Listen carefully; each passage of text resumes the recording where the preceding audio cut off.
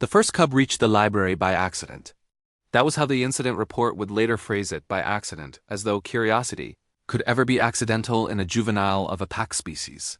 The cub's name was Tiri of Soft Ears, fourth litter of the Velnari clutch, and she had been chasing a drifting service drone down Corridor 7 when the drone slid through a door labeled Archive Restricted Quiet Zone.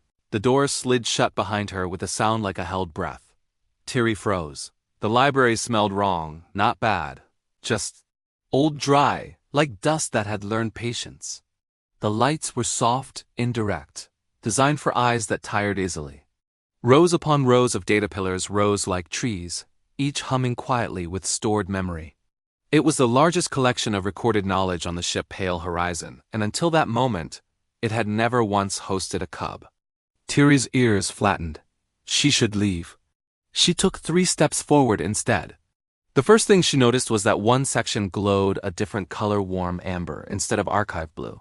The second thing she noticed was that the data pillars there were messy, not physically, but emotionally, if such a thing was possible. The hum was uneven, layered like many voices overlapping. A plaque hovered in midair. Human cultural records access permitted. Content unfiltered. Tiri tilted her head.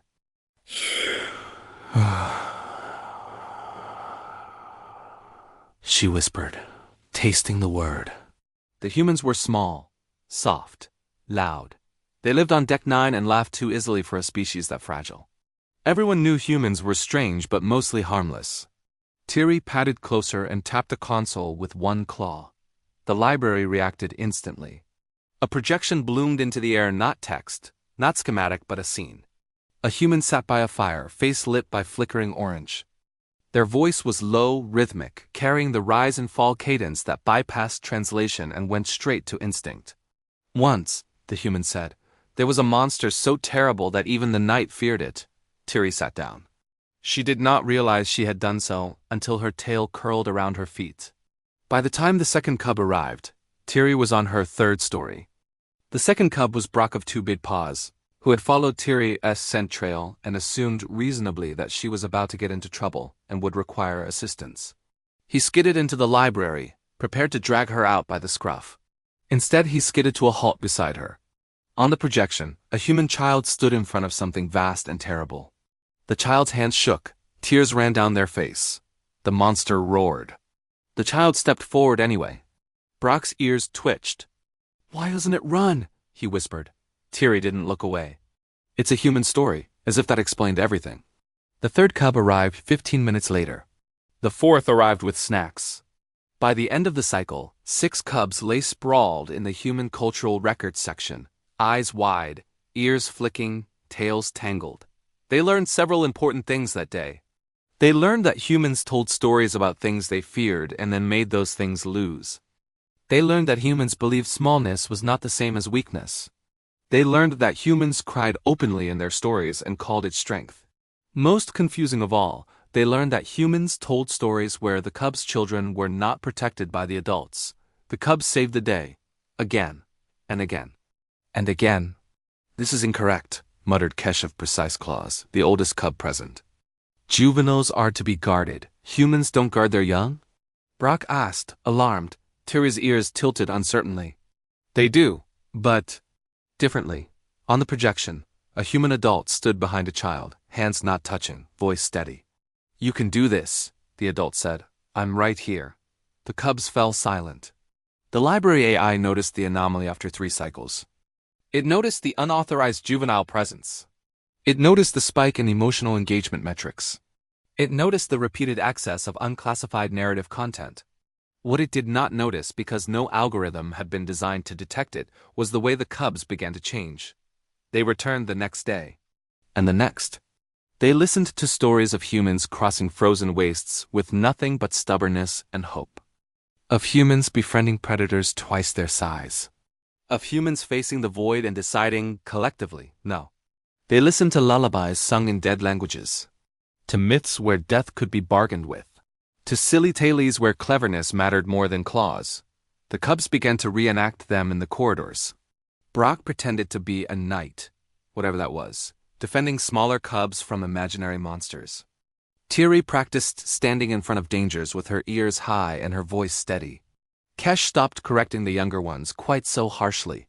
The human crew noticed first. "Why are the cubs saluting me?" asked Engineer Patel, baffled, as 3 Valneri juveniles placed their paws over their hearts and bowed. "Why did one of them tell me heroes feel fear too?" asked Medic Alvarez, blinking rapidly. It was the librarians, organic and AI alike, who panicked last. "Commander," the head archivist said, scales pale, "we appear to have created a subsection."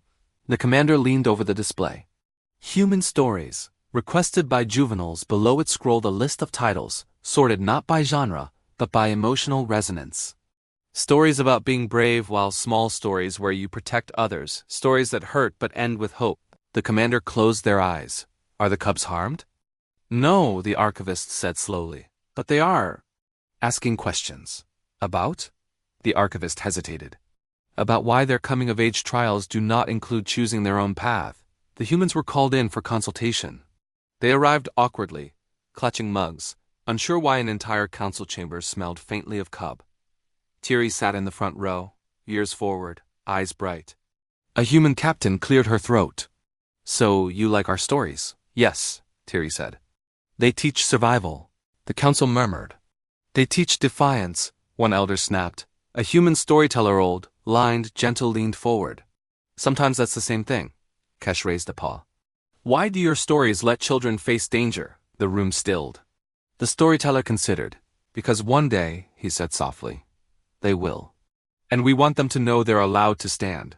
Thierry felt something settle in her chest, warm and heavy. "May we keep them?"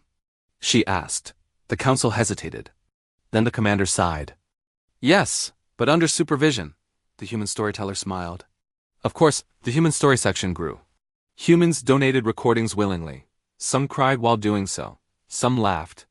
Some said, "I loved this one as a kid. Hope they do too." The cubs curated carefully. They rejected stories where hope was false. They kept stories where loss was real but not final. They added warnings in their own Claude script.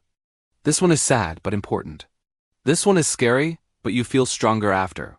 Eventually, a small plaque appeared beneath the section title. Note: these stories are not instructional manuals. They are mirrors. The cubs read that too. And understood. Years later, when the pale horizon faced something vast and terrible in the dark between stars, the crew noticed something else. The cubs, no longer cubs, stood at the front, small, shaking, and stepping forward anyway. Because once upon a time, they had wandered into a library and found themselves in a human story.